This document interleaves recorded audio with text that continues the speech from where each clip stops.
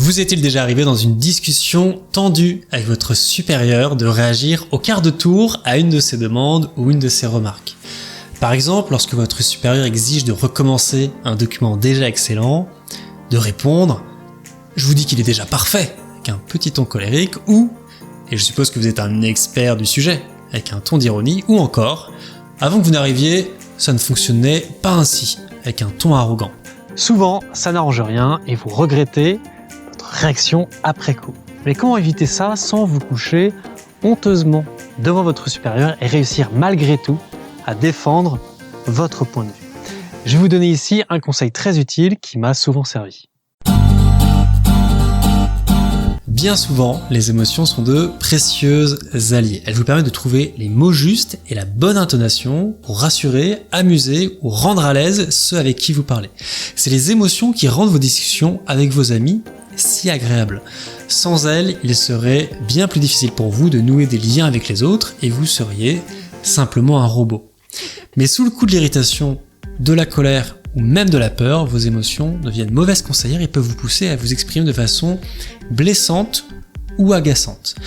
C'est déjà problématique dans la vie privée, mais en entreprise et avec votre supérieur, c'est une très mauvaise chose. Répondre de façon impulsive va bien plus envenimer les choses au lieu de les résoudre. Au mieux, vous aurez cloué le bec de votre supérieur, ce qui ne tient jamais longtemps parce que vous aurez créé de la rancune.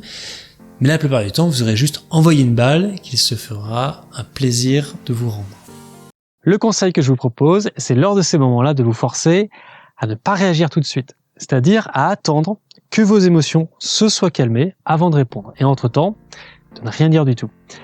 Je sais que ça peut ressembler à de la couardise, mais en réalité, ne rien faire est une très bonne option. Parce que vous appuyez sur un esprit clair, c'est primordial pour pouvoir défendre votre point de vue avec des arguments que votre supérieur sera en mesure d'entendre. Et pour ça, il faut que la raison reprenne le contrôle. Très bien, me direz-vous. Mais comment on fait ça concrètement? Il y a plusieurs techniques. Par exemple, lorsque vous sentez que vous allez dire une pique à votre supérieur, vous pouvez compter jusqu'à 10 dans votre tête afin de vous forcer à penser à autre chose. Vous pouvez vous mordre la langue doucement et ainsi vous empêcher de parler. Ou encore, vous pouvez apprendre par cœur des phrases toutes faites à dire à la place.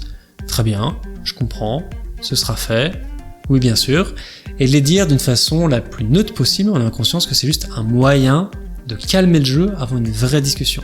Répétez-les souvent, trouvez le bon ton et faites en sorte que ces phrases deviennent un réflexe.